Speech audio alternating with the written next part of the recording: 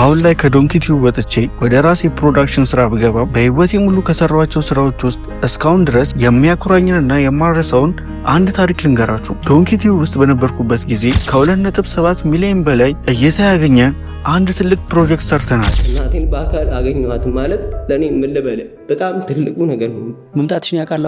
አይ መምጣቴን አያውቅም። ግን ልክ እንደ ፊልም በከፍተኛ የጥራት ደረጃ የተሰራና እጅግ በጣም ብዙ ጊዜ የፈጀብን ስራ ነው። ከባድ ነው። አልቻልኩም። እሺ በቃ ግለጥ፣ እናንተም ግለጡ።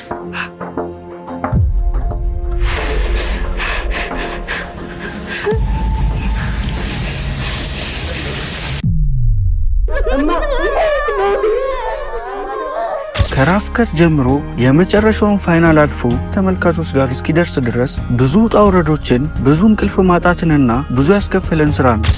ወይኔ ከሌሊቱ 9 ሰዓት እቺ ጀለስ የለች።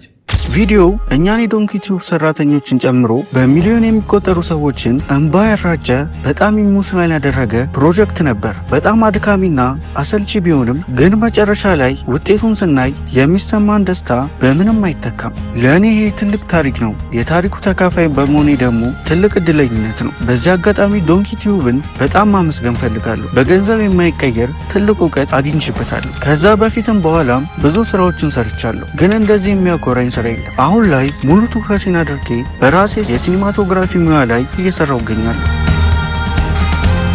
በኤዲቲንግ እና በሲኒማቶግራፊ ዙሪያ ላይ ማንኛውም ጥያቄ ካላችሁ ኮመንት ላይ አስቀምጡልኝ፣ አብረን እንወያያለን። እንደዚህ አይነት ፕሮፌሽናል ቲፖችን ለማግኘት አካውንቴን ፎሎ ማድረግ እንዳትረሱ። ሰላም።